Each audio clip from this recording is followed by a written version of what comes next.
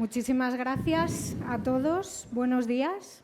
Gracias de antemano porque, bueno, esperamos que esta mesa sea de vuestro interés y, desde luego, suscite muchas preguntas de esas cortas que comentaba Chus y que se puedan hacer al final, ¿de acuerdo? De nuestra conversación, ¿no? Yo creo que espero que sea lo más fluida posible.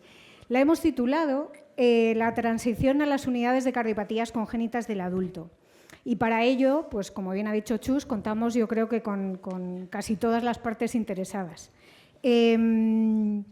Carolina, sobre todo, que tiene una cardiopatía y ahora nos contará ese 20 aniversario, pues bueno, tiene especial también significado para ella, ¿no? Casi por su edad, en ese sentido. Agradeceros mucho que estéis aquí y una pequeña introducción para contextualizarnos, ¿no? Acerca de lo que entendemos por transición. Es un concepto y a la vez es un paso al que cada vez se le está dando más importancia en la atención a las personas con cardiopatías congénitas en todo el mundo. ¿Debido a qué? Pues sobre todo al incremento de personas adultas con cardiopatía congénita. Gracias a todos los avances de la ciencia, de la investigación, de las cirugías, la evolución también de las personas con cardiopatía y, de alguna manera, yo creo que precisamente son ellos, sois vosotros, quienes nos van empujando también en los distintos servicios, hospitales, también aquí en la Fundación, a seguir haciendo cosas, a plantearnos nuevas cosas, ¿no? que atender y que, desde luego, bueno, pues se valora que son muy necesarias, ¿no? Sería como el paso de una fase de la vida, de una condición física, de un rol social, a otro, lo que resulta, lógicamente, en una desconexión de la forma en la que se venían haciendo las cosas a otra, donde se necesita un ajuste de la persona, del entorno, de todo lo que lo rodea, ¿no? Con lo cual entendemos también muchas veces la cantidad de emociones y de inquietudes que todo esto genera, ¿vale? Esa es la razón, porque entiendo que a algunos de vosotros, madres, padres, os quede un pelín lejos todavía ese momento de la transición. Otros estaréis en ello y otros probablemente ya habréis pasado, ¿no? Ese momento. Entonces, bueno, pues yo creo que una de las cosas importantes dentro de aquí de las jornadas y de escucharnos y de compartir, precisamente es escuchar, ¿no? Escuchar a nuestros chicos y a nuestras chicas que nos pueden contar cosas, y en este caso queríamos escuchar a la primera, Carolina, ¿no? Que se presente un poco más que lo que nos ha contado Chus, ¿vale? Bueno, Así pues, perdón, que como ya he dicho, yo soy Carolina, estoy ahora mismo estudiando filosofía en la universidad y yo lo que tengo es una tetralogía de Fallot.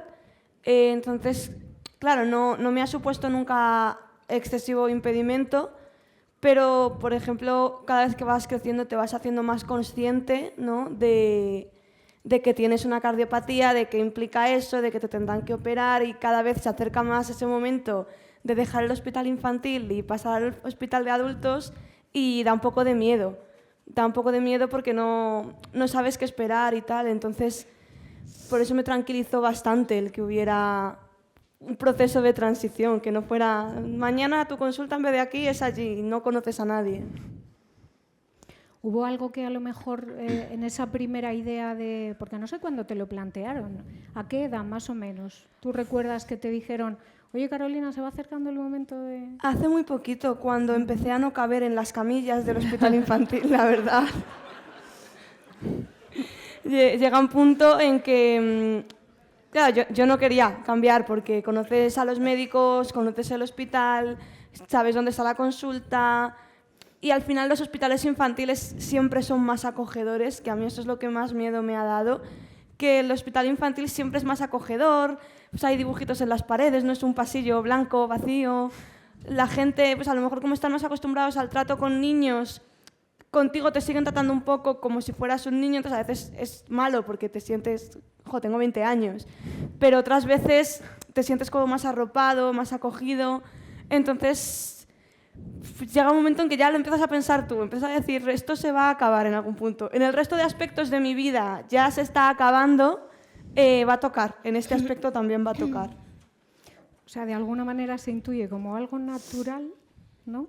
Pero, con un pero. Sí, o sea, es como muy natural porque en el resto de tu vida también está habiendo ese cambio, pero a la vez hay un cambio drástico, que es que se nota el cambio.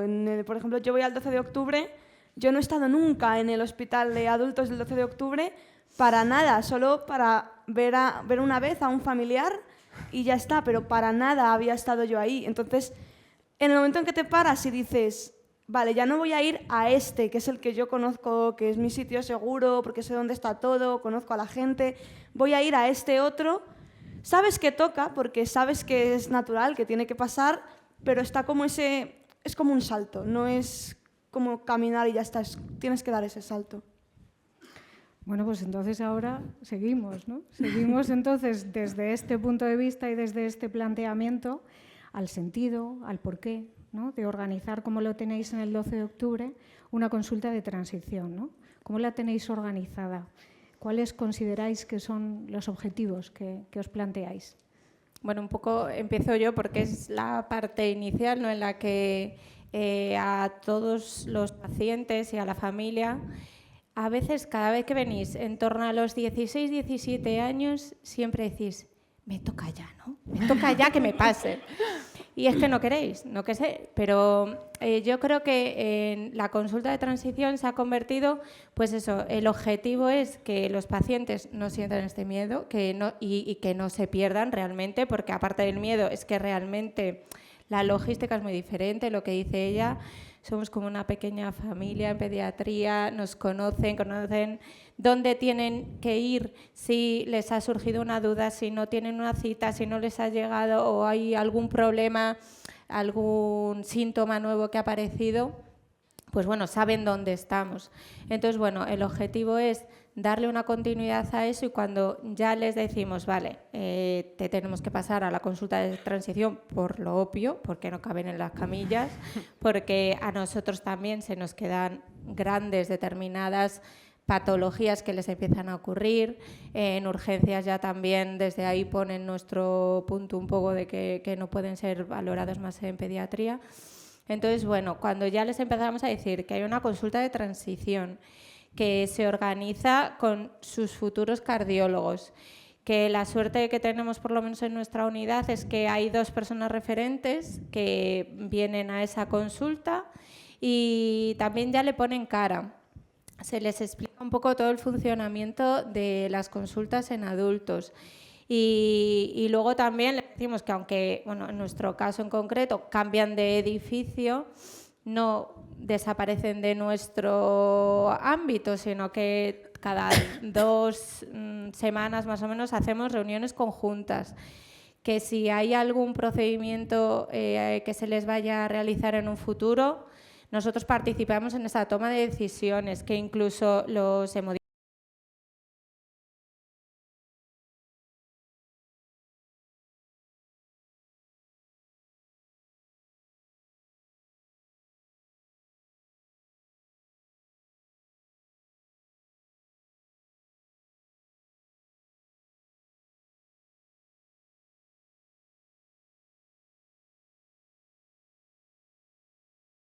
Es verdad.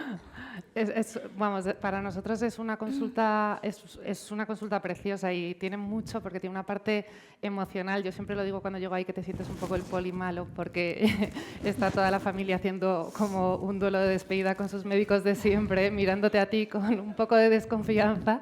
Además, ellos son tan estupendos todos que es así como difícil estar a la altura, ¿no? Y claro, bueno, pues te presentas y les cuentas esto que es la verdad, o sea, no, tiene toda la parte de la emoción que es cierta, pues que nosotros vamos a seguir contando con ellos, que además les decimos que cuando pasen los años igual pierdan un poco ese arraigo tan importante, pues que a ellos les hace ilusión que vayan a verles y que les cuentes, que les cuenten a ellos todavía qué tal están o lo que les va pasando. Y luego tiene una parte también que científica y puramente médica que es muy importante de tener el ojo, ¿no? Estamos revisando la historia antes de que pasara el paciente, para decir, mira, esto puede sonar así, pero con esto está bien y esto, aunque ¿no? Como estas cosas que solo tiene como el ojo clínico de quien ha visto a un paciente más de 3 veces, ¿no? Que al final para nosotros es muy importante y lo dejar reflejado, estas cosas que si ves un informe así de primeras dices, uy, ¿esto por qué? Y ya tienes la respuesta antes de que el paciente llegue a adultos. Y luego es también para nosotros muy exigente por estar a la altura de los compañeros, por supuesto, y luego porque son pacientes muy complejos que quieres como tener el cuadro perfecto, ¿no? Y que hay veces que necesitas como mucho tiempo para tenerlo y que no se te pase nada, ¿no? Entonces, bueno, pues es una consulta súper completa. Y luego también, que esto es verdad que nosotros siempre jugamos con esto, que es el entorno de adultos es un entorno menos amable en general. Pues eso, no, la sala igual es menos bonita y esto que en nuestro hospital es el área de consultas externas es nuevísima, que eso siempre ayuda, porque si fuera el hospital general antiguo, pues encima es como viejo, pero esa parte es buena. Pero hay muchos más pacientes muy adultos, a veces muy mayores, que es su entorno, ¿no? Y pasas a tener unos compañeros de la sala de espera muy distintos. Y también hemos ido aprendiendo en estos años pues, esas flaquezas que podemos tener los adultos, que, por ejemplo, es que todo, incluso quien llama al paciente a hacer el eco, que no se hace en el mismo sitio todo, pues es una persona que está como viendo a 50 pacientes una mañana y no sabe tanto. Entonces, igual le dice, no, el padre espera fuera, y ya nosotros le decimos pues a Paqui o la persona que está ahí, mira, si te dicen de entrar juntos, no pasa nada, ¿sabes? Ya nos vamos haciendo y en función de cómo evolucionen los años, pero como que puede ser un entorno más hostil, pero porque el entorno de adultos es distinto, ¿no? Tiene otra inercia. ¿Cada cuánto tiempo hacéis más o menos la consulta de transición? Pues más o menos al mes hacemos 2 o 3 consultas con 8 o 10 pacientes al mes. Va aumentando la lista de espera, pues por lo que hemos hablado, ¿no? Ahora nuestro hospital infantil es de los jóvenes, por así decirlo, entonces estamos ahora empezando a tener a nuestros adolescentes. Entonces sí que estamos viendo por los últimos 2 o 3 años que está incrementándose mucho ese número de pacientes que necesita, pero bueno. Entonces lo hacemos, sí que lo seguimos haciendo en el hospital infantil, ¿vale? Para que de momento ese choque no exista. Y participa el cardiólogo de referencia del paciente, que lo conoce, y luego pues uno de los cardiólogos de adultos. En esa consulta, pues bueno, un poco lo que decía Teresa, se presenta al paciente, ¿no? Se revisa la cardiopatía que tiene, los procedimientos que se han realizado, las lesiones residuales que precisa seguir y luego se hace partícipe ya al paciente como tal, sin que, bueno, la familia obviamente, algunos vienen solos, pero la mayoría vienen acompañados, pero ya se le da un poco más de voz. También ya lo intentamos hacer desde 2 o 3 años antes, que el paciente sea el principal, ¿no? El personaje principal de la consulta, que vaya siendo consciente de qué cardiopatía tiene, si hay cosas que le preocupan. Es una edad en la cual pues tienen que tomar también muchas decisiones a nivel de educación, de qué carrera estudiar, también orientado un poco hacia la vida laboral. Y a veces yo creo que se les empiezan a plantear dudas que hasta ahora no habían sido muy conscientes y bueno, pues es un poco el momento de comentarlo todo ahí. Es justamente eso, ¿no? O sea, no es solamente, o la intención no es que sea solamente una consulta de cuestiones clínicas, ¿no? Sino de otros aspectos, considerando a la persona que tiene cardiopatía de una forma más integral, ¿no? Con lo cual ahí nos metemos en otra serie de elementos, ¿no? Que creo que son muy importantes también en el día a día, ¿no? A medida que vamos creciendo, el adolescente cuando va creciendo se va enfrentando a nuevos desafíos, ¿no? a nuevas circunstancias, a nuevas situaciones, algunas conocidas, otras ya no tan conocidas, ¿no? ¿Qué pasa con sus iguales? ¿Qué pasa con esas decisiones a nivel laboral, a nivel escolar, a nivel de riesgos, ¿no? A nivel bueno, la adolescencia no deja de ser una época en muchas ocasiones pues de experimentar, ¿no? De experimentar muchas cosas. Pero, efectivamente, ¿se habla? ¿No se habla? ¿A ti te hablaron, Carolina, de algún tipo de riesgo, prevención que había que tener en cuenta, algo que no pudieras hacer literalmente?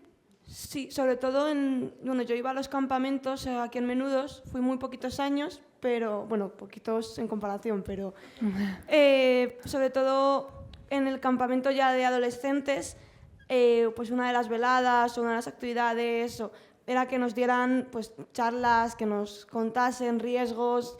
Por ejemplo, me acuerdo especialmente de los tatuajes, piercings, ese tipo de modificaciones corporales, pues que viniera, que además vino una médico que la conocía, que entonces es más cercano, de nuevo por eso, porque les conocemos del hospital, ¿no? Pues que venga un médico y te cuente que los riesgos son estos, que lo que puede pasar es esto. No te dicen, porque yo creo que lo peor que le puedes decir a un adolescente es no lo hagas, fin. Te dicen no es recomendable que lo hagas porque puede pasar esto. Entonces ya luego pues el adolescente, mientras esté con sus padres le guiarán y cuando esté por su cuenta decidirá o no, pero los riesgos los conocemos, nos los han explicado. O sea, sí llega esa información. No sé si habrá llegado toda, pero creo que bastante sí. Y por vuestra parte, en consultas, porque entiendo que habrá una parte probablemente que desde pediatría se pueda como, digamos que poner más encima de la mesa y luego a lo mejor hay que coger un relevo, ¿no? Por parte de la parte de adultos. No sé ahí muy bien. Bueno, nosotros el tema sí que se aborda todos los factores de riesgo cardiovascular, sobre todo el tabaco. O sea, bueno, y el alcohol también, sobre todo en determinados pacientes, pero el tabaco siempre les decimos que es lo peor que pueden hacer y se lo repetimos desde los 12 años, porque luego te encuentras que a veces con 14, 15 años ya están fumando. Entonces, bueno, ahí también les decimos que sean conscientes de la repercusión que tiene, sobre todo en ellos, que va a acelerar todo el proceso aterosclerótico, hipertensión, riesgo cardiovascular, y que consulten con un especialista, con el médico de cabecera, para ya desde esa edad dejarlo. Y también insistimos mucho en el ámbito familiar, ¿vale? Porque es que luego los niños dicen, es que mi padre también fuma, mi madre también fuma. Entonces, todos tenéis que ser conscientes, ya desde aquí que hay muchas familias, pues que seáis conscientes de que esa es la forma que ellos también os ven, ¿vale? Y si vosotros no caéis en ello o si habéis caído, lo dejáis para ellos, va a ser también una ayuda de que pueden dejarlo en el caso de que lo hayan ya empezado, pero eso es importante. Sí. Y luego el tema de la contracepción y tal, que bueno, yo creo que sois más conscientes vosotros. Yo creo que en cuanto al tabaco, por así hilarlo fácil, yo también siempre les digo que igual que nos han dado cuenta y han cumplido 18 años, no se van a dar cuenta y van a cumplir 35 y no se puede fumar con 35 años, ni con 28, no se puede fumar. O sea, es que eso es un factor de riesgo cardiovascular indudable y hay muchos pacientes, o sea, que es sumar cartas para tener complicaciones que no tienen ningún sentido. Y luego también en cuanto al tema de la orientación, bueno, que yo creo que es importante, ¿no? De la orientación laboral, que eso me parece importante, pues saber un poco las limitaciones de cada cardiopatía. En general, yo creo que, bueno, pues que se puede hacer una vida plena con las cardiopatías que tratamos en el día a día y que pues los pacientes tienen que saber un poco cuál es la perspectiva en cuanto a anticoagulación y otro tipo de condiciones o tratamientos que tienen algún impacto en la vida y pues hay veces que no nos tenemos que empeñar en lo más difícil, ¿no? En cuanto a la vida laboral, pero que esto aplica a la cardiopatía y aplica a muchas otras cosas de los que hemos tenido la suerte de no nacer con una cardiopatía, ¿no? Que hay, pues no siempre tienes que elegir lo más difícil y que puedes ser completamente feliz y pleno de muchas otras maneras. Y perdona, que es que justo me habías dicho de la contracepción. común. No, bueno, un poco que en la consulta, pues eso, 16, 18 años quizás no se aborda mucho, salvo en determinadas cardiopatías más complejas, o pacientes que están anticoagulados con Sintron, o pacientes, pues eso, con una reparación de un Fontan, que ahí sí que se puede suponer un riesgo, Claro. pero luego el resto de pacientes os van presentando a vosotros esa situación que a lo mejor se les va pasando por la cabeza, ¿no? Yo creo que también es una consulta que acumula mucha información emocional y de planes de vida y demás, como para... Sí, que ir paso a paso. Sí, como que para que sea todo, pero que se pasa por encima también, porque claro, es que hay muchas sensibilidades ahí. Hay adolescentes que prefieren no hablar de nada de esto delante de sus padres, hay mucha gente que no está en ese punto, o sea que a veces es complicado, ¿no? Cada uno puede verlo más o menos cerca, a veces pues hay otros que llegan, bueno, cada uno que llega en un punto, no sé cómo explicarlo, pero nosotros sí que intentamos introducirlo para que el paciente sepa que en las futuras consultas puede arreglarse para venir con alguien en concreto o sin alguien en concreto para plantear la pregunta, que se sienta cómodo. O sea, no sé si siempre conseguimos transmitir eso, pero que la idea es que van a ser temas cuando vayan cumpliendo no muchos años más, que van a querer tratar y plantear, y que los pacientes tienen que tener la información. O sea, que no, es verdad que no se es como completamente adulto de ni siquiera 5 años, pero ni más, pero que tienen que ir adquiriendo esa madurez para afrontar este tipo de decisiones y que pueden preguntarnos. O sea, que nosotros estamos ahí para resolver también esas dudas con lo que podamos. Carolina ha mencionado tatuajes, piercings, lo que tiene que ver con modificación del cuerpo, ¿no? Me decías. ¿Pero qué riesgos tiene hacerse un tatuaje, ponerse un piercing? O sea, a mí me gusta decir que, porque es verdad que son listos y ven en la sala de espera a muchos compañeros pacientes que están tatuados, ¿no? Entonces dicen, pues si está aquí, pues no debe pasar nada. Y entonces, a mí me gusta explicarles que en realidad pues es un poco como el tabaco, que suma riesgos. Y cuando tú haces charlas sobre esto, ves que los pacientes con cardiopatías congénitas acumulan una incidencia de endocarditis que a veces se equipara a una población de 70, 80 años por el número de intervenciones. Entonces, todo lo que puedan minimizar eso, está bien. Que lo más probable es que no tengan una endocarditis, por supuesto que sí, yo no les voy a mentir, eso está claro, lo más probable es que no lo tengan, pero que es un factor de riesgo que se pueden ahorrar porque a la mayoría de la gente no le supone una necesidad vital tener un tatuaje, pues claro, yo lo veo clarísimo, ¿no? Que no merece la pena correr el riesgo. Y desde luego, si están empeñados en hacérselo, que no se lo hagan en el pecho, que luego van a necesitar múltiples resonancias y esto tiene material que limita la resonancia y que además puede producir como lesiones en la piel. O sea que... Pero bueno, yo lo tengo clarísimo que yo o sea, no me parece un riesgo que merezca la pena correr, vamos.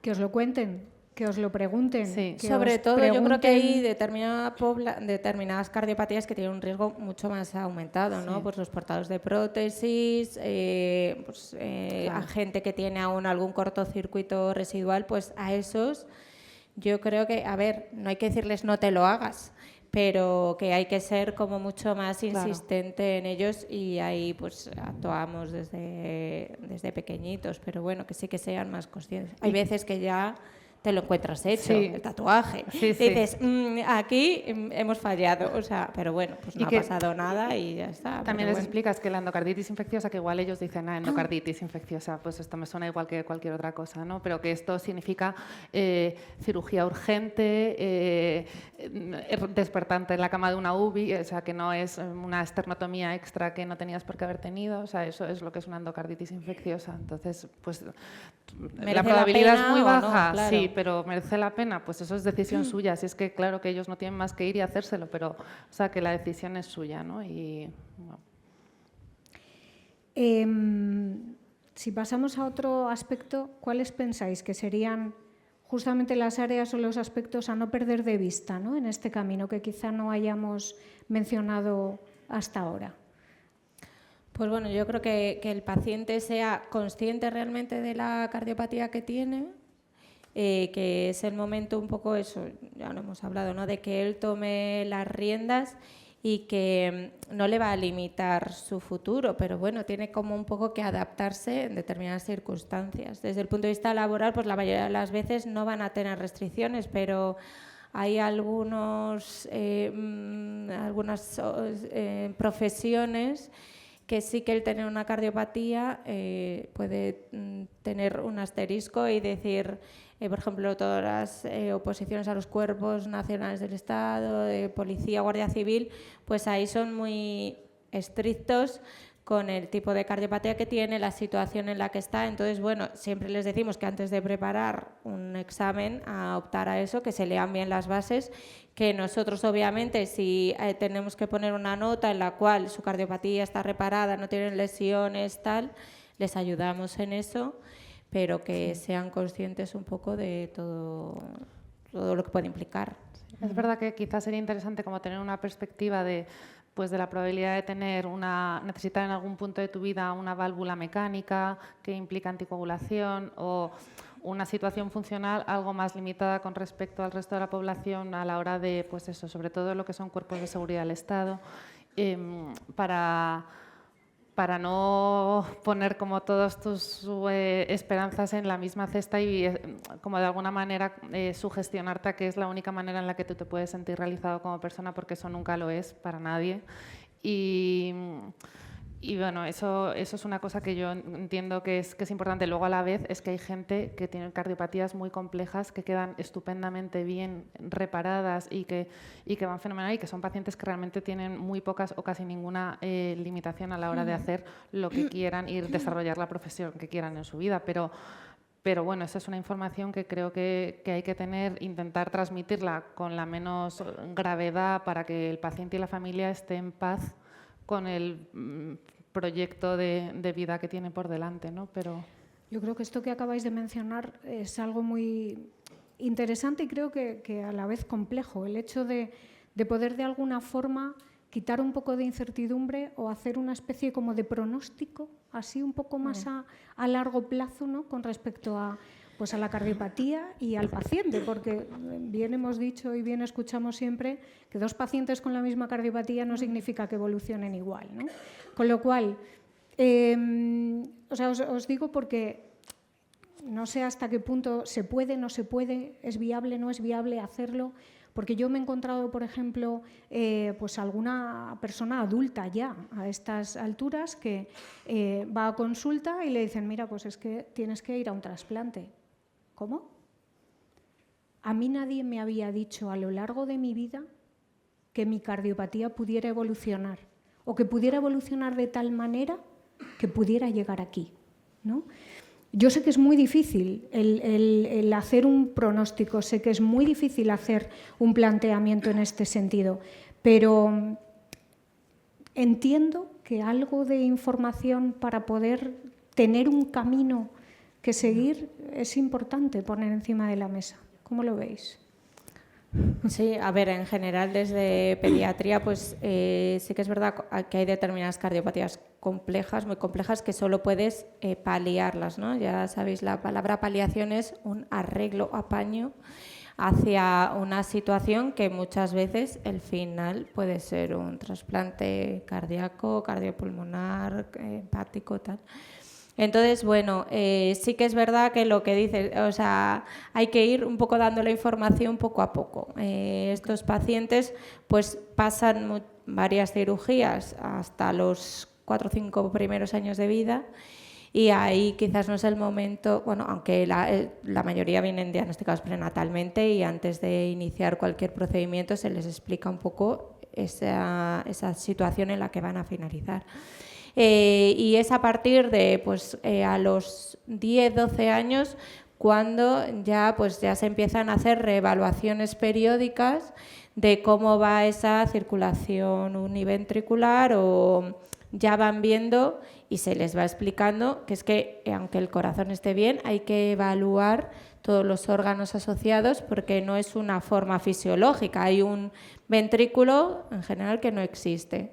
Entonces, toda la fontanería que se ha realizado tiene una repercusión que puede ir ocasionando problemas. Que claro, también otra cosa que nos vamos enfrentando es que las técnicas quirúrgicas han cambiado tanto que los pacientes que ahora están en fase de Fontan con 40 años no han recibido los cuidados perioperatorios, las cirugías han cambiado, se han modificado y asumimos que todo eso va hacia mejor, ¿no? Entonces, posiblemente las series de pacientes en Fontan actualmente no van a ser las series que van a presentarse dentro de 40 años porque todo ha mejorado. Entonces, con esas salvedades siempre les decimos, pues bueno, que en la situación en la que están es ir día a día, pero que tienen que estar un poco informados o preparados hacia lo que posiblemente ocurra en un futuro, más o menos lejano, que claro, pues es muy complicado definir a corto plazo cuándo va a ser. De alguna manera también un poco para ese manejo en ocasiones, ¿no?, que comentabas, Teresa, ¿no?, de no poner unas expectativas en un lugar al que luego no podamos acceder, ¿no?, de una manera fácil en principio, ¿no?, o sin un esfuerzo demasiado grande. Es que a veces es difícil leer a quien tienes delante, porque por una parte, pacientes con cardiopatías sencillas perfectamente reparadas o complejas perfectamente reparadas, que te da la impresión desde el otro lado que están hiperprotegidos, hiperlimitados y que realmente podrían hacer mucho más de lo que haces, hasta lo que sería el otro extremo, que serían pacientes que tú ves que realmente no, pues van a tener mucho camino por delante y pues viven un poco ajenos a eso, ¿no? Pero es verdad que es muy difícil acertar y que vas haciendo el camino, vas cogiendo experiencia, te equivocas, aciertas, pero yo siempre recuerdo cuando hacía residencia que una adjunta me decía que tú tienes que transmitir una verdad tolerable, ¿no? Y eso a veces es difícil de acertar, ¿no? Para nosotros también, ¿no? Porque tienes que ir, no puedes soltar ahí desde el primer momento todo. Primero porque en medicina nunca hay nada 100% seguro, ¿no? Y entonces tú puedes estimar más o menos un tiempo hasta una cirugía, un tiempo hasta un trasplante y a veces es más, a veces es menos, o sea que... Y luego hacer ese seguimiento del paciente, ¿no? Claro. Lo que nos lleva como a la siguiente pregunta. ¿Consideráis que existe algún factor que ponga un poco en riesgo o que no favorezca la adherencia a las consultas de adultos? ¿Por qué? Pues porque hay unas estadísticas a nivel mundial que nos dicen que a lo mejor cerca del 50% de los adolescentes que pasan de la consulta de pediatría a la consulta de adultos no vuelven o se pierden en el camino. O sea, yo creo que en esto se ha mejorado mucho, ¿no? En estas últimas décadas ha habido incluso campañas, creo que en Estados Unidos, se buscan pacientes con cardiopatías congénitas para que vuelvan, pero también hay una parte que a día de hoy seguro que es por la parte de autocrítica que podemos mejorar para que el paciente no sienta ese rechazo a lo frío que es el hospital de adultos, a que este médico no me conoce tan bien como mi médico, mi cardiólogo pediatra, porque claro, es que, o sea, nosotros lo intentamos, pero es imposible en las 2 primeras consultas o 3, claro, llegar hasta el nivel de las personas que te han acompañado prácticamente semanalmente durante los 5 primeros años de vida, que tú generas ahí un vínculo que es casi paciente-amigo ya, y bueno, pues esa parte que ellos nos den pues un tiempo, ¿no? Luego es una relación distinta, igual somos una gota más, menos... lo intentamos, no nos cuesta tampoco mucho, pero bueno, esta parte puede sentirse ellos menos, pues que les parece un ambiente más hostil en general. No sé si eso les pasa y tienen como menos facilidad para ir, la secretaria siempre no les conoce y tiene una fila de 15 pacientes para decir qué es lo que pasa con mi cita. Entonces, son todo cosas que yo entiendo que les puede generar, pues que no les gusta, vamos. Para intentar un poco evitar que haya estos problemas, así que muchas veces es incluso eso, tema burocrático, pues siempre el que tengan el teléfono nunca se coge, o sea, el teléfono al cual te remiten no responde nunca, entonces tienen al menos un email nuestro y las unidades de cardiopatías de adultos tienen un email al cual pueden remitir una consulta o oye, me ha surgido esto, tal, y se intenta solventar también por esa vía, que yo creo que eso también les facilita un poco el funcionamiento. Carolina, ¿nos habías dicho que tú habías tenido una consulta en adultos o todavía no? Solo la de transición. Solo la de transición. Solo o sea la que se hace en el infantil todavía. Yo no he pisado el de adultos todavía. ¿Te genera curiosidad? Sí, pero bueno, con ese miedo igual, ¿no? Con la tranquilidad, sobre todo, de después de haber tenido la consulta, pues de poner cara a la gente, de que te expliquen, pero está esa inquietud ahí de, bueno, ¿y ahora qué? ¿Qué me depara? ¿no? Claro, Ahora ¿qué va a pasar? Sobre todo, el siguiente paso. a mí, por ejemplo, tengo pendiente una intervención que ya no va a ser en infantil, que ya ¿cómo va a ser? ¿Va a ser distinto? ¿Puede entrar alguien a acompañarme? ¿Hasta dónde me puede acompañar alguien? ¿Cuándo voy a estar? Yo no he estado sola en una habitación de hospital, nunca. Voy a tener que estar sola en la habitación en algún momento, pues cuando entras antes de entrar a la anestesia. Yo, por ejemplo, me pongo muy, muy nerviosa y la última vez, si no está mi padre, pues a lo mejor me levanto y me voy, porque te da... Cuando eres más mayor, eres también más consciente de lo que está pasando, de qué riesgo puede haber, y creo que eso también puede influir en que la gente deje de ir, porque ojos que no ven, corazón que no siente, que si no voy al médico y no me dice el médico, pues estás así, pues puedo vivir ignorando que estoy así. Pero tenemos que intentar enfrentarlo un poco, de decir, es que a lo mejor es peor. Si no voy y me dicen, oye, estás así, deberías hacer esto para no estar peor. Pero entiendo que puede venir de ahí, de ese miedo de a lo mejor ahora ya no me dejan pasar con mis padres, de cosas que a lo mejor es un miedo que arrastras desde pequeño. Yo le tengo fobia a las agujas. A mí la primera vez que me dijeron que mi padre no podía entrar conmigo a la analítica de sangre, pues casi me echo a llorar, porque es una cosa que no... También de hacerle tantas veces parece que te quita el miedo, pero no. Entonces, cuando ya el salto encima es, voy a hacer esto que ya me daba miedo en un entorno que no conozco, yo creo que eso se suma y puede hacer que la gente tenga como ese rechazo de pues mira, ya no, paso. Y además, si no me va a acompañar nadie, si no va a estar mi padre o mi madre tirándome de la oreja para ir, paso.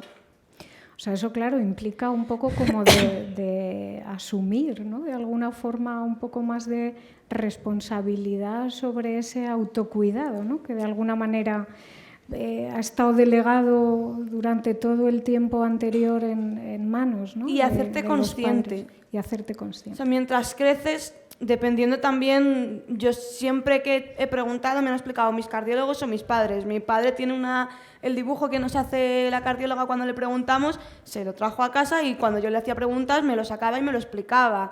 Pero sí que es verdad que cuando lo tienes desde pequeño no lo tienes tan asimilado hasta el momento en que empiezas tú a tomar decisiones, ¿no? Pues puede ser que tus amigos empiezan a fumar, a beber, a hacerse tatuajes o lo que sea, y tú dices, vale, yo sé que para ellos tiene riesgo, pero de repente para mí tiene más.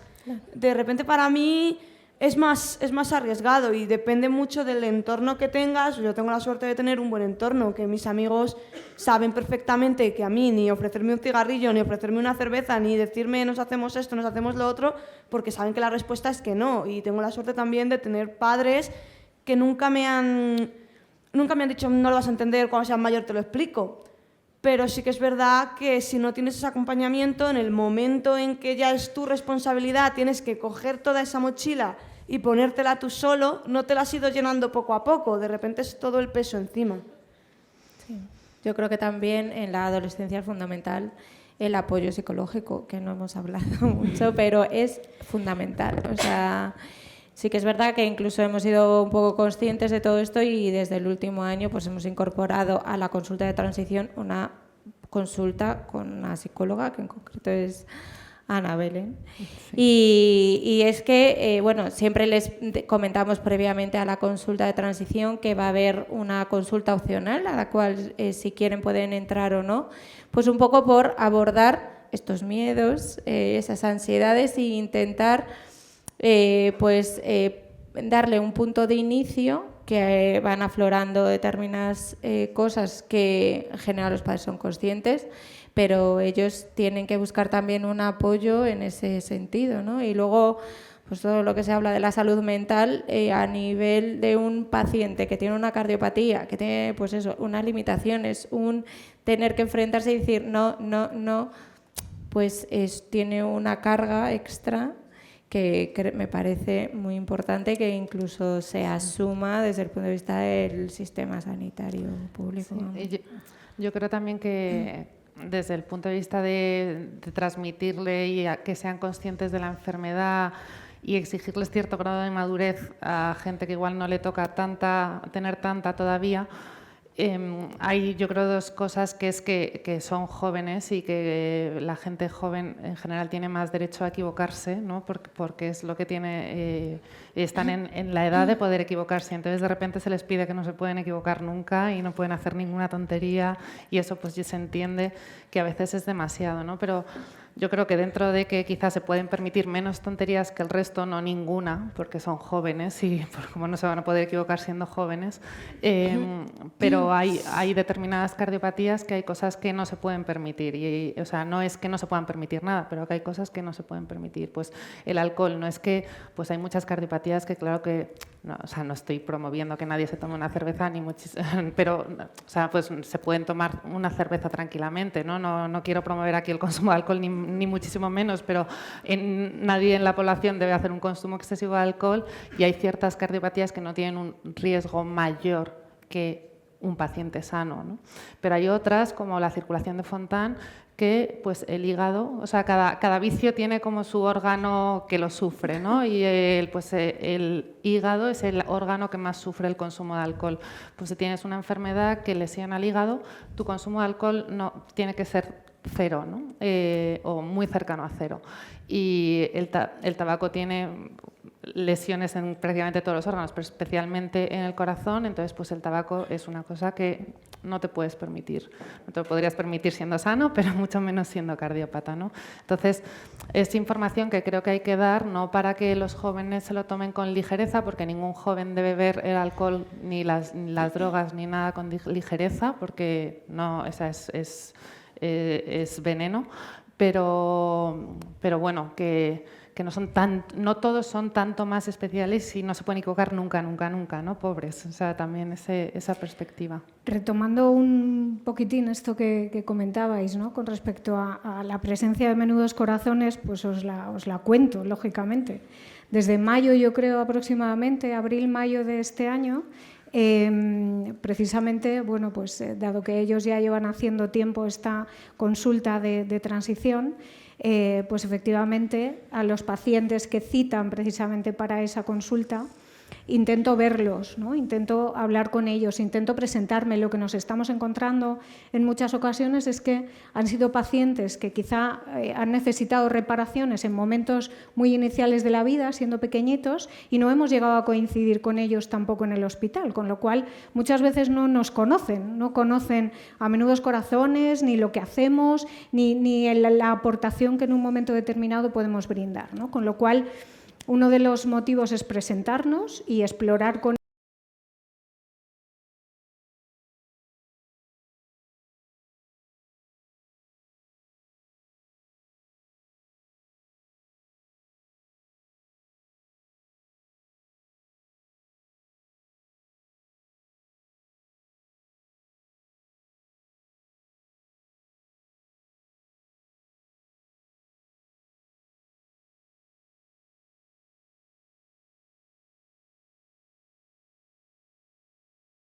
equipo. A mí me gusta mucho plantearlo de esta manera, ¿no? La parte de pediatría, pero también la parte de adultos, la parte de lo que podamos aportar desde Menudos Corazones y especialmente el paciente y la familia, ¿no? Yo creo que en este sentido es muy importante que noten, que sientan, ¿no? De alguna forma que no hago ese salto y ya me quedo solo y aquí ya no sé qué esperar, ¿no?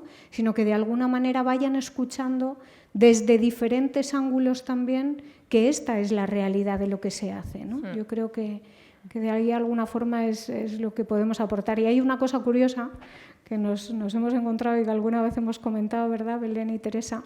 Que yo hago una pregunta y siempre les digo que no es una pregunta trampa, ¿vale? Pero sí que les pregunto a los chicos y a las chicas que si me saben decir qué cardiopatía tienen, que cómo se llama su cardiopatía.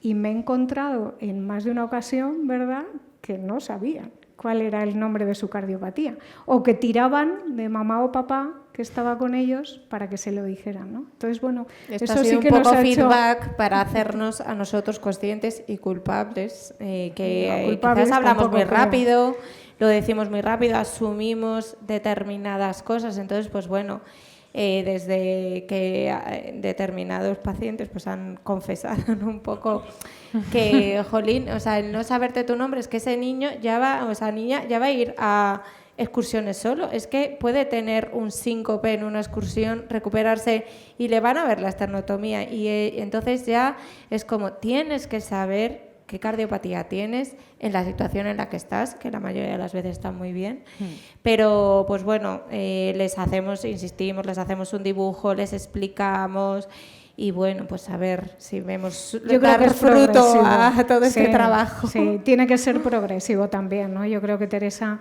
lo comentaba, es una edad precisamente en la que algunos como pasan afianzando también un cosas poco poco a poco, claro. Pero bueno, Hay una pregunta que me surgía. ¿Creéis que todas las cardiopatías congénitas necesitan seguimiento en una unidad de cardiopatías congénitas del adulto?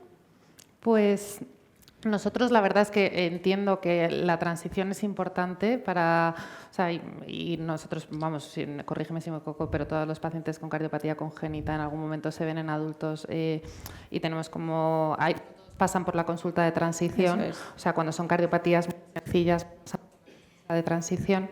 Y nosotros intentamos quizá no darle el alta de la consulta de cardiopatías congénitas la primera vez que les vemos para que no sientan como que están así completamente desamparados, pero sí que les explicamos pues que quizá la próxima vez que les veamos que previsiblemente va a ir todo bien, pues le demos el alta que tal y como está organizado nuestro sistema, por lo menos en el 12 de octubre, y creo que en general funciona así, si tienen cualquier problema cardiológico que pueden tener, como cualquier otra persona de 24 años, es poco probable, pero lo pueden tener, nunca van a esperar los 18 meses que le quedarían teóricamente hasta la siguiente consulta, sino que ellos, a través de su médico de atención primaria, se les gestiona una primera consulta en el 12 que normalmente no tiene más espera, como mucho de 3 semanas y probablemente menos en general, igual.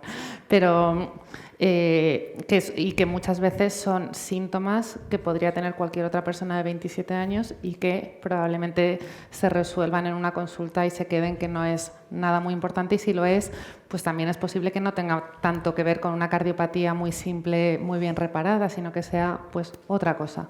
Entonces, dar de alta de la consulta de cardiopatías congénitas de adultos no significa imposibilidad de volver al sistema nunca, sino que igual lo que hacemos es que el médico de cabecera lo remita inicialmente cada 5 años para una consulta que es con eco y comprobar que está todo bien, y luego pues igual cada más tiempo, 7, 10 años. O sea que... Esto me lleva a otra circunstancia también, y es que aquí, bueno, pues hay familias de diferentes puntos de España, no solamente de aquí de Madrid, ¿no? Con lo cual, también un poco la reflexión es esas personas con cardiopatía que han pasado ya de la parte de pediatría a la parte de adultos, ¿cómo se están encontrando, dado que tenemos 17 comunidades autónomas a nivel de competencias de sanidad, el poder llegar a la consulta de la unidad de cardiopatías congénitas del adulto?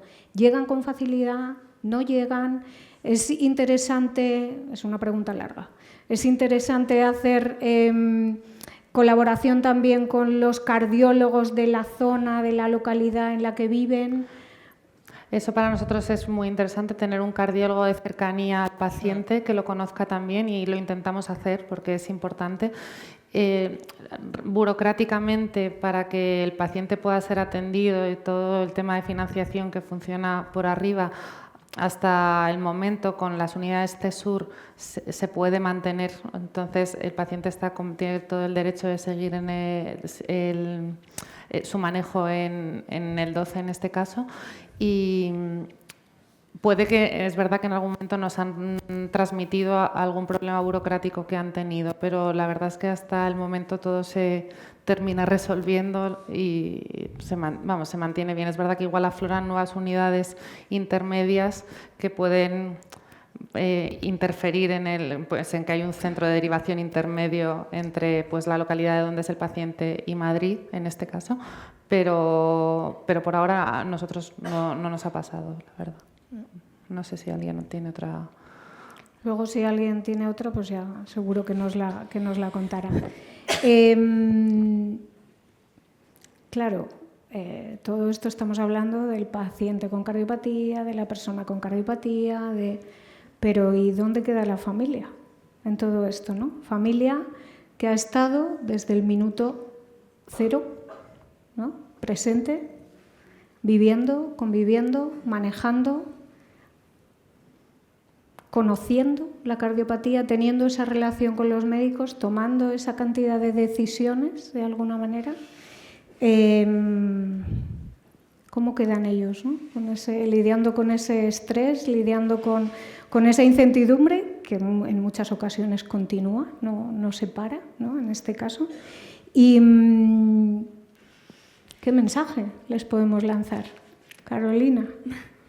Pues, sobre todo, que estamos en buenas manos, o sea, que por lo menos los equipos médicos con los que yo he estado son maravillosos y asumo que el resto también, y que estamos en buenas manos, que nos podemos fiar y que, sobre todo, a medida que los hijos van creciendo, se nos vaya dando esa información en cuanto surge una duda. Pues a ver, a lo mejor no hay que contar la cardiopatía al completo con todos los riesgos e impedimentos que va a suponer a lo largo de tu vida, pero cuando le prohíbes a un niño, pues, bueno, a un adolescente ya, pues no puedes hacerte el tatuaje, explicarle por qué, pues si tiene algún impedimento en clase de educación física, por ejemplo, explicar el por qué. Sobre todo que los padres estén tranquilos de que si nos lo explican, si nos dejan claras las cosas, vamos a ir entendiéndolo poco a poco. Puede parecer que al principio no, cuando somos muy pequeños, pero si se nos va soltando la información en su justa medida, pero toda al final, vamos a ir poco a poco asimilándolo y ese choque no va a ser tan fuerte. Si hay un acompañamiento también de los padres, pues a lo mejor, pues en mi caso, por ejemplo, la fobia a las agujas, cada vez que me hacen una analítica antes de hacerme una intervención lo paso fatal. Pues a lo mejor, aunque tenga ya 18, 20 años, siguen necesitando esa seguridad que te da tu familiar, sea tu padre, tu madre, tu abuela, quien sea que te acompañe, que ha ido siempre, y poco a poco sientes como esa seguridad de que no estás solo, de que te están acompañando, de que aunque vayas a tener un cambio, el pasar de pediatría a adultos, que no vas a estar solo, que te van a acompañar. Sobre todo, pues eso, sentir ese apoyo, esa tranquilidad de que estás en buenas manos, tanto las de los médicos como las de tus padres. Que en general igual pueden confiar un poco en vosotros.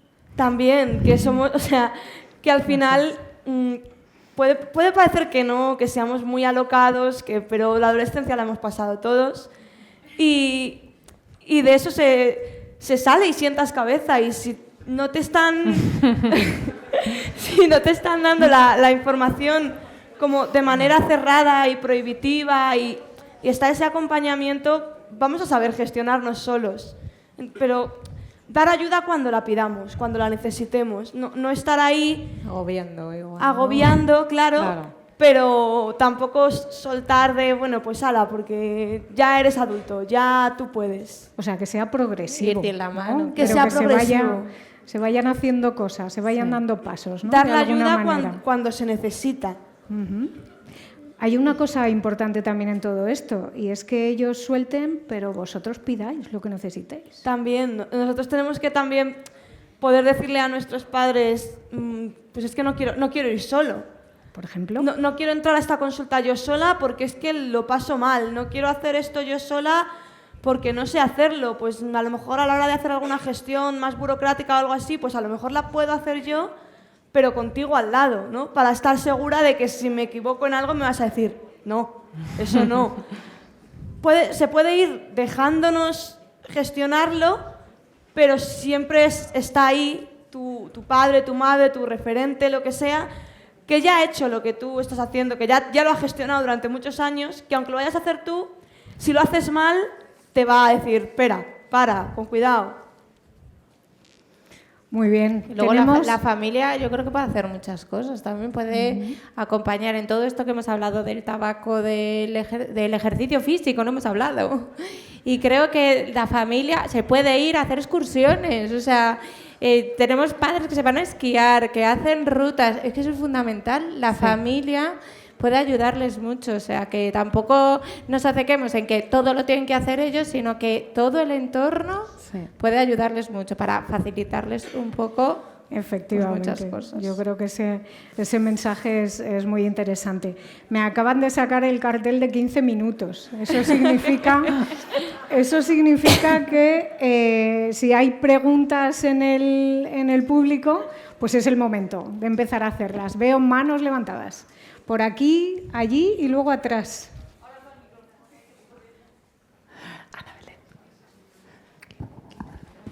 Aquí, en medio.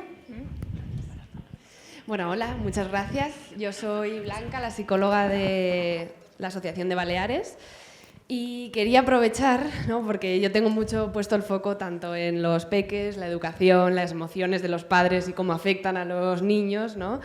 Y cuando trabajo con menores, me gusta mucho poner el centro en los menores, ¿no? Y que sean ellos quienes deciden, quienes eligen, y desde muy pequeñitos darles pues esto que estabais hablando, ¿no? Esa capacidad para decidir y para que ellos elijan y sepan. Entonces, yo quería saber cómo gestionáis dentro de esa transición, sobre todo cuando ya no están tan cerca de la mayoría de edad, ¿no? Sí que son más pequeñitos, que en consulta se ve cómo los padres, ¿no?, responden por ellos, cómo los padres, cómo el niño mira al padre para responder, ¿no? Si esto realmente es algo que desde bien temprano se entra a trabajar para más adelante, ¿no?, cuando estemos en esta transición, no nos pase este salto tan grande, o si a día de hoy es algo que todavía no se está teniendo mucho en cuenta, ¿no? El poner el menor en el centro, digamos, ¿no? Que es verdad que la familia lo pasa muy mal, por supuesto, pero que al final, pues el peque que no tiene la información, que no se le dirige directamente, pues es el menor, ¿no? Y aprovechando que ya estoy, quería preguntar, porque comentabas que el 50% no vuelve a adultos después de pasar de pediatría. Y yo quería saber si se sabe la diferencia de este porcentaje entre hombres y mujeres. No se sabe. La información que yo tengo en principio no, pero vamos, me imagino que no sea muy diferente probablemente en cuanto a género. No lo sé, ¿eh? Lo podríamos averiguar. Vale, es que bueno, me interesa bastante el tema de mujeres y hombres, cómo afecta también esa parte de roles de género dentro de la autonomía del paciente, ¿no?, y de la libertad.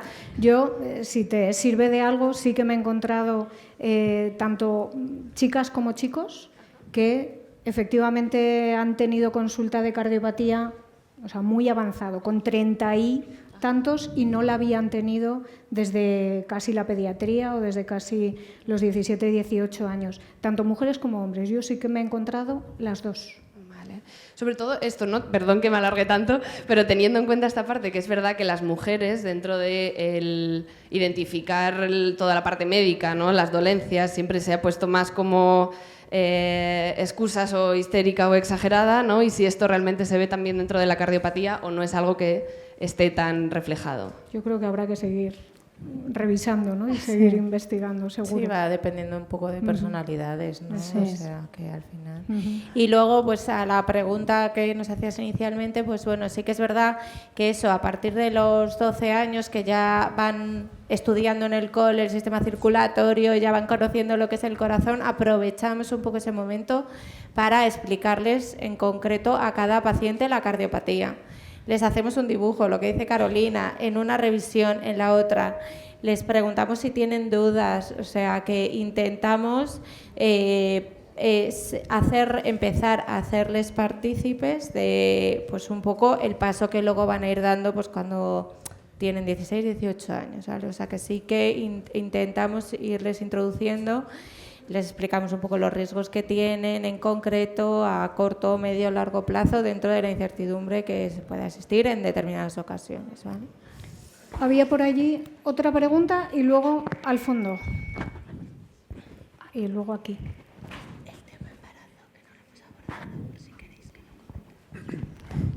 Buenos días. Buenos días a todos, soy Marcos, el papá de Leo de la charla anterior. Quería lanzar un par de preguntas a todo el foro, en especial a vosotras cuatro y singularmente a Carolina. Y va sobre todo a lo que habéis tratado, la transición en lo psicológico de pasar de ser un joven alocado a un adulto, como ya evidentemente eres.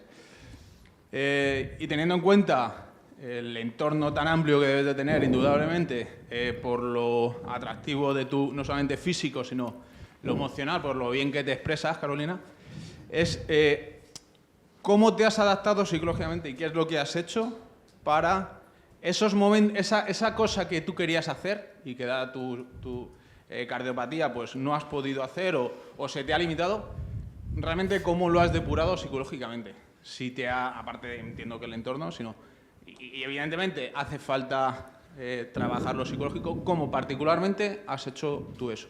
Y ya abusando de mi turno de preguntas, ¿en cómo explicaste a tu entorno de amistad, sobre todo, cómo explicaste la situación en la que te encuentras? Muchas gracias. Pues sobre la primera pregunta, la verdad es que nunca he tenido pues por ejemplo con el tema del tabaco, el alcohol, nunca he sentido atracción por ese tipo de cosas. Por mi fobia a las agujas, nunca he tenido ganas de hacerme tatuajes, ni piercing, ni nada. Entonces, el que por bien no venga. Claro, realmente no he tenido que pasar tanto ese proceso de aceptar que esto no puedo hacerlo. Entonces, realmente no podría responder bien a esa pregunta porque en mi caso personal no he tenido ningún impedimento, algo que no pudiera hacer que me atrajera, me llamase la atención hacerlo o algo así. Pero respecto a la otra pregunta, sí que puedo comentar. Cuando tú le dices a alguien, sobre todo a un amigo cercano, que tienes un problema de corazón, se piensan que te vas a morir mañana, automáticamente. Y es como, no. Además, yo lo llevo mucho con humor, ¿no? A mí, cuando me da pereza hacer no sé qué, subir unas escaleras que hay en mi facultad que son altísimas. No, cogemos el ascensor, no sé qué. Venga, la cardiópata, no sé qué. Entonces, yo estoy muy acostumbrada a tratarlo con humor en el entorno de amigos que me conocen de toda la vida, que saben lo que implica mi cardiopatía, que saben que eso es una broma, que saben cuando lo estoy diciendo en serio de, mira, esto no lo puedo hacer. Pero cuando yo pasé a la universidad, encontré un nuevo grupo de amigos y no tenían ni idea. Entonces yo seguía haciendo las mismas bromas, pero cuando yo decía que no quería subir las escaleras, tenía que decir, pero es porque soy vaga, no porque me vaya a pasar nada, es pereza, es que no me apetece después de 8 horas de clase. Y sí que es verdad que se escandalizan un poco y sobre todo por lo que se ve en los medios, en películas, sobre todo eso, lo que se ve en las películas no suele ser verdad. A mí me toca muy personalmente cada vez que sale el nombre de mi cardiopatía en algo, en lo que sea, que además la mía es relativamente común. Pues en un musical que me encanta, hay una canción que es una chica que tiene precisamente tetralogía de Fallot y lo dice en la letra de la canción, y la letra de la canción lo que está diciendo básicamente es que si le dan un susto se va a morir.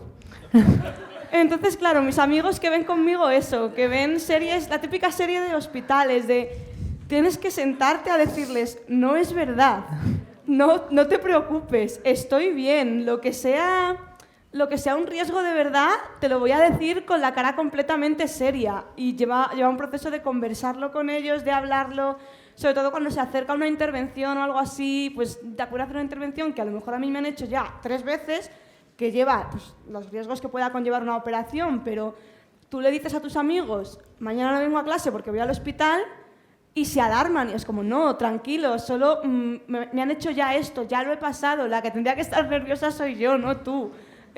No es para tanto. Pero sí que es verdad que cuando no conocen, porque si no conoces a nadie que tenga una cardiopatía o tal, sí que es verdad que se pueden alarmar más y es cuestión de hablar con ellos, de decirle, esto que has visto en esta serie de drama no es verdad, no es así.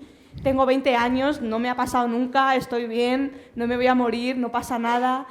Y dejar también que lo procesen, ¿no? Igual que quien lo tiene que procesar, pues los amigos, profesores, entorno, se tiene que acostumbrar a, oye, yo soy la que tiene la cardiopatía, yo conozco mis límites, yo sé si puedo hacer esto o no, y más ahora que soy adulta y que he tenido 20 años para conocer esos límites. Igual cuando eres más pequeño tienen que estar tus padres, pero es eso, es cuestión de sentarse y decírselo y llevarlo como tú lo lleves, con naturalidad. Yo es que lo llevo con humor, entonces mis amigos ya saben cuándo son bromas y cuándo no son bromas, y es que se nos nota en la cara, que tampoco...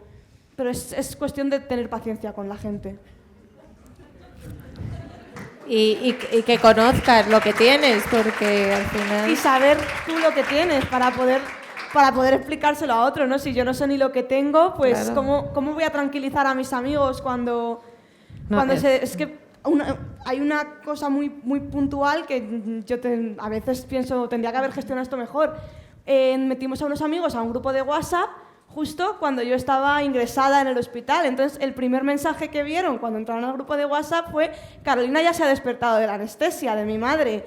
Pues hombre, igual habría que haberle dicho en algún momento, oye, que no pasa nada, que me van a hacer esto. Sobre todo es un entorno cercano, que van a ver que no vas mañana a clase, que no vas mañana, que han quedado y tú no vas. Igual que hay que tener cuidado con nosotros, con ese entorno, para que luego también nos puedan apoyar. O sea, yo creo que hay un elemento importante en esto que has dicho, que es como el progreso, el proceso, el día a día. O sea, normalmente no suele haber un salto entre estamos aquí con 3 años y luego con 20, ¿no? O sea, en medio suelen pasar muchas cosas y hay muchos días en medio, ¿no? Entre los que se puede hablar, los que se puede preguntar, los que se puede ver qué emociones están surgiendo y cómo gestionarlas. Pero también algo muy importante, y es conocer a ese niño o a esa niña y sobre todo sus potencialidades de alguna forma también. ¿Para qué? Pues un poco lo que comentábamos antes con Teresa, para ver dónde vamos colocando esas expectativas también de vida, ¿no? No en algo que irremediablemente no se va a poder hacer, por ejemplo, pero en todas esas otras cosas que sí se van a poder hacer, ¿vale? A veces hay que darle ahí también un poco esa perspectiva, ¿no? De dónde ponemos el foco en realidad. Hola, bueno, Me dicen una y ya. Bueno, pues seguiremos después. Pues yo quería hacer una conclusión y un pequeño cierre, sí, unos segundos. Vale. Hola, soy Diana, soy madre de Diego, paciente de Belén y de su equipo, que le conocen bien. Entonces os quería preguntar, vamos a ver, nosotros en el 12, como me imagino y espero que en otros hospitales, en pediatría estamos totalmente arropados, o sea, tenemos acceso directo a la consulta en caso de necesidad. En cualquier momento tenemos el teléfono de ESPE, nos conoce, soy los padres de Diego, ahora mismo hablo con Belén o con Elena o con quien sea y les digo que habéis llamado porque pasa esto. Entonces, en caso de necesidad nos sentimos muy tranquilos porque sabemos que hay ese fácil acceso. Pero eso es algo que nos da un poco de vértigo a la hora de pasar a adultos. O sea, la idea que tenemos de especialista de adultos es cuando tengo que ir, voy a mi médico de cabecera y pueden pasar meses hasta que me derive. Antes habéis dicho que en cardiología no suele ser así. Espero que sea cierto, pero aún así hay veces que no puedes esperar ni 3 semanas. Dices, bueno, vete a urgencias. Por nuestra experiencia hay veces que en urgencias, cuando ven el historial de determinados pacientes, les tiemblan las piernas. O sea, es que no saben muy bien cómo gestionarlo. Sí. Entonces, cuando pasa un niño, un adolescente a adultos, ese acceso que es a veces necesario, no siempre, pero en determinados momentos necesario tener de manera fácil a vosotros, ¿cómo se hace? ¿Hay alguna vía? Porque el correo que habéis comentado antes, hay veces que tampoco da la inmediatez que se puede necesitar en determinadas situaciones. Entonces, ¿cómo gestionáis todo esto? Gracias. Pues yo igual me he expresado mal, pero cuando cuando damos el alta de la consulta de cardiopatías congénitas de adultos son cardiopatías muy sencillas. Claro. Cardiopatías complejas de las que vas a urgencias y los médicos se asustan nada más leer los antecedentes, eso no se va a dar de alta nunca de una consulta de cardiopatías congénitas. Y, como digo, pues entre una revisión y otra, que igual damos revisión en 3, 6 meses o lo que toque en función del estadio en el que se encuentre el paciente, pueden pasar cosas que necesitan una atención urgente. La vía de urgencia siempre está abierta y hay un cardiólogo 24 horas disponible y tenemos un servicio de cardiología en la que los teléfonos personales suenan en general cuando tienen que sonar y es parte de la profesión y así se hace. Por los compañeros que tienen dudas, que hoy es el que está de guardia, que es de arritmias, de cardiopatías congénitas y te llama, y mañana soy yo la que está de guardia que tiene que llamar al arritmólogo, y no es algo que intentas minimizar para no impactar en la vida personal del resto de médicos, pero que a veces haces. Y tenemos el correo que, claro, no es un correo que se revise cada mañana y tarde, se intenta revisar diariamente, pero puede ocurrir ocasiones en las que un día por algún motivo no se haya podido revisar. Pero en general se intenta, si hay una urgencia se contesta, se llama al paciente y no es infrecuente cuando los pacientes llegan adultos y ya saben dónde encontrarnos. Hay ciertas áreas de la cardiología que tienen pacientes crónicos que conocen mucho el funcionamiento del hospital, tienen mucha relación con los médicos y que aparecen en la puerta de la consulta 2 y que tú les saludas sabiendo que en algún momento iban a aparecer, o si les ves aparecer dices ¿qué ha pasado? O les dices cuando vayas a la consulta de hematología, sea el día que sea, pues si es jueves que no tengo consulta de congénitas voy a estar en la consulta 9. Que en general es verdad que la gente no lo tiene tan aprendido porque no tiene todo el recorrido de 18 años de seguimiento por el mismo equipo, pero funciona igual. O sea, esa familiaridad en los casos en los que es necesario se intenta ofrecer, por supuesto, y en general la experiencia es que la gente se siente arropada. Los pacientes que están muy atados al hospital, que ya bastante tienen con eso como para estar, se intenta coordinar todo el mismo día de las citas que tengan con digestivo, con hematología, pues depende del resto de enfermedades que tengan. Yo quiero hacer una puntualización, una observación. Es verdad que parece que solo en el 12 de octubre se hacen consultas de transición, ¿vale? La realidad es que las doctoras con las que contamos y donde participamos ahora de una forma más activa, que no significa que no lo estemos intentando en el resto, ¿vale? En el resto también se hacen, en el Gregorio Marañón, en La Paz, ¿de acuerdo? O sea que esa conexión, este planteamiento de alguna manera que ellas han hecho, se está llevando a cabo también, ¿de acuerdo? Entonces, que podamos ahí también tener claro que el procedimiento y el proceso se está poniendo en marcha y llevando a cabo en todos los hospitales de referencia, en concreto aquí en Madrid, ¿no? Que son los que más conocemos nosotros, pero sobre todo por transmitir también este mensaje de no solo en uno, o sea, todos los pacientes que estéis en todos los hospitales en este sentido, creo que es importante que tengáis también eso claro, ¿vale?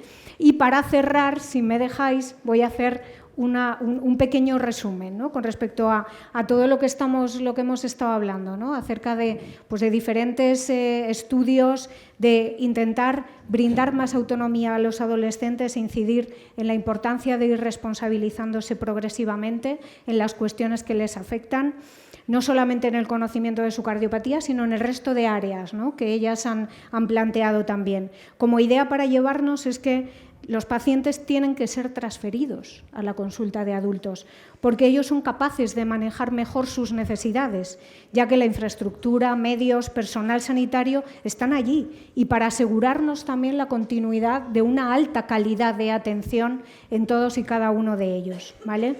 Necesitan los adolescentes adquirir conocimientos, habilidades para manejar de forma lo más independiente posible su salud.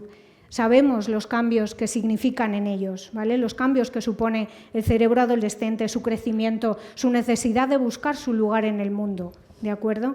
El hecho de tener la cardiopatía, que muy probablemente en su entorno, como bien decía Carolina, muchas veces no coincidan con otras personas que tienen cardiopatías, y a la vez la necesidad de no sentirse tan diferentes, es un equilibrio, ¿no? A veces un reto al que llegar. Se habla mucho de empoderamiento, ¿no? Hemos hablado mucho de empoderamiento de los pacientes, pero ¿qué entendemos por ello? Mis compañeras me van a matar. Empoderar a los pacientes y a las familias se puede definir como, y esto sí que lo he extraído de un artículo que he encontrado científico, el proceso o resultado habilitante que surge de la comunicación con el profesional de la salud y del intercambio mutuo de recursos sobre la información relacionada con la enfermedad, que mejora los sentimientos de control, de autoeficacia, capacidad de afrontamiento y capacidad del paciente para lograr cambios en su condición. El empoderamiento del paciente tiene como objetivo aumentar la autonomía, la participación, la conciencia del paciente, así como el desarrollo de habilidades psicosociales relevantes.